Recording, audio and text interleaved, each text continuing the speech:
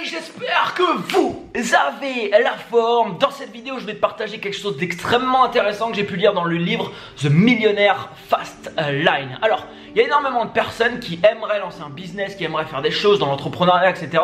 mais qui n'ont pas forcément d'idées. Et en fait, il y a quelque chose qui est vraiment important à en prendre conscience. C'est-à-dire que la majorité des pensées, et tu le remarqueras de la plupart des gens, sont des pensées en tant que consommateur. C'est-à-dire, qu'est-ce que je vais consommer? J'ai besoin de nouveaux habits, ok, je dois aller cet après-midi, faire les courses, je sais pas, par exemple, quel voyage je vais pouvoir faire prochainement, etc.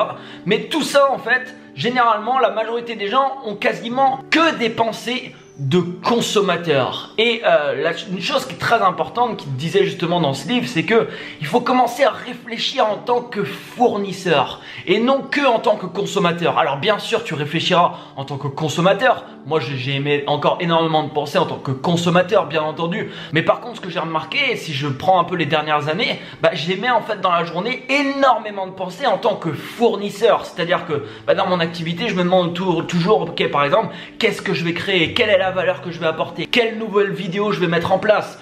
Quel nouveau business je vais mettre en place? Si je passe devant un concept, je sais pas, par exemple à l'étranger, un truc qui est en train de cartonner, je vais tout de suite me demander, ok, pourquoi ça cartonne? Je vais commencer à étudier le truc parce que ça m'intéresse. Et tout ça, en fait, c'est des pensées contractées en tant que fournisseur. C'est très très important. Et plus, les amis, vous allez penser en tant que fournisseur et non seulement en tant que consommateur, plus au final ça va être un peu automatique pour vous. C'est à dire qu'aujourd'hui si je prends mon cas, j'ai pas besoin de me dire ok, aujourd'hui il faut que je pense en tant que fournisseur, non, c'est automatique. Tous les jours déjà je pense à des nouvelles idées de vidéos que je pourrais faire. Tous les jours je pense à des nouvelles choses que je pourrais implanter dans mon entreprise. Et ça, c'est tous les jours. Et forcément, dites-vous que voilà, c'est comme un muscle. Imaginons aujourd'hui, voilà, ça fait par exemple là, ça fait 7-8 mois que je vais à la muscu quasiment tous les jours. J'entraîne mes muscles tous les jours. Qu'est-ce qu'ils font mes muscles? Mes muscles, ils se développent. Mes muscles qui me permettent de soulever plus de charges que quand j'ai commencé. Et dites-vous la même chose, vous avez un muscle qui s'appelle idée business, opportunité par exemple. Et ce muscle, plus vous allez le solliciter, plus c'est la même chose, vous allez pouvoir avoir des idées et plus ça sera un réflexe, ça sera limite automatique. J'aimerais te partager autre chose au niveau des idées de business. Généralement, on a des super, il y a des business énormes qui se sont créés dans le monde grâce à ça. C'est-à-dire que on est en train de faire quelque chose dans notre vie et on se rend compte qu'il y a un manque à quelque part. On se rend compte qu'il y a un besoin à quelque part. Je sais pas, vous utilisez un service, vous utilisez un truc, vous n'êtes pas satisfait du truc, vous dites waouh, et ça vous saute aux yeux, vous dites mais comment ça se fait que ça n'existe pas? Généralement, quand vous avez ça, il se peut que vous tenez une idée de business qui soit intéressante. Pourquoi? Tout simplement parce que si vous êtes rendu compte de ça, il y a certainement d'autres personnes également qui ont eu le même constat que vous. Et il y a plein de business dans le monde qui sont nés par exemple grâce à des prises de conscience comme ça, comme par exemple, je sais pas, Uber, je pense à Uber, mais il y en a beaucoup d'autres. Et ça m'est arrivé d'ailleurs assez souvent en voyage ou autre, je suis en train de faire quelque chose, je me dis mais ça serait tellement plus simple s'il y avait ça en place. Et des fois, voilà, ça m'est arrivé de me renseigner par la suite pour savoir si ça existait. Je me suis rendu compte des fois que ce que j'avais pensé existait déjà. Mais généralement, vous pouvez vraiment trouver des idées extrêmement intéressantes et pertinentes quand vous avez en fait ces prises de conscience. Et pour toutes les personnes qui sont en business actuellement, j'aimerais vous partager une question. Vous savez, le pouvoir du questionnement, c'est très important. Tony Robbins insiste beaucoup d'ailleurs là-dessus.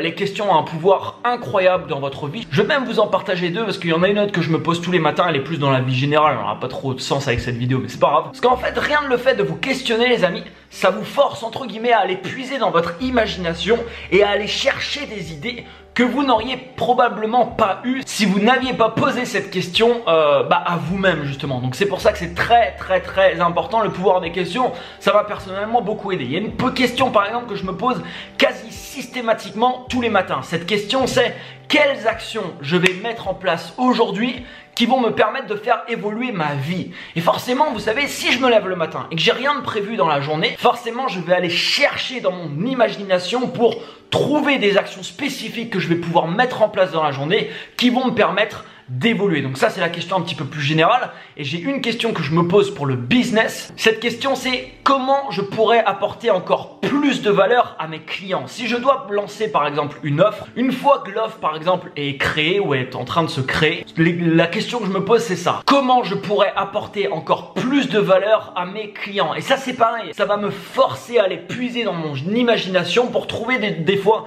tout un tas d'idées que je vais ajouter à l'offre en question qui va faire en sorte que que voilà, la valeur de l'offre va être décuplée. Il y a plein d'autres questions qui peuvent être très intéressantes à se poser à soi-même. Je vous en repartagerai dans d'autres vidéos. Si tu as un truc à retenir de cette vidéo, retiens ça. Commence à réfléchir en tant que fournisseur et non uniquement en tant que consommateur. Mets-moi un énorme like juste en dessous, n'hésite pas à laisser un commentaire, partage cette vidéo, abonne-toi à cette chaîne si ce n'est pas encore fait et quant à moi je te dis à demain pour une prochaine vidéo.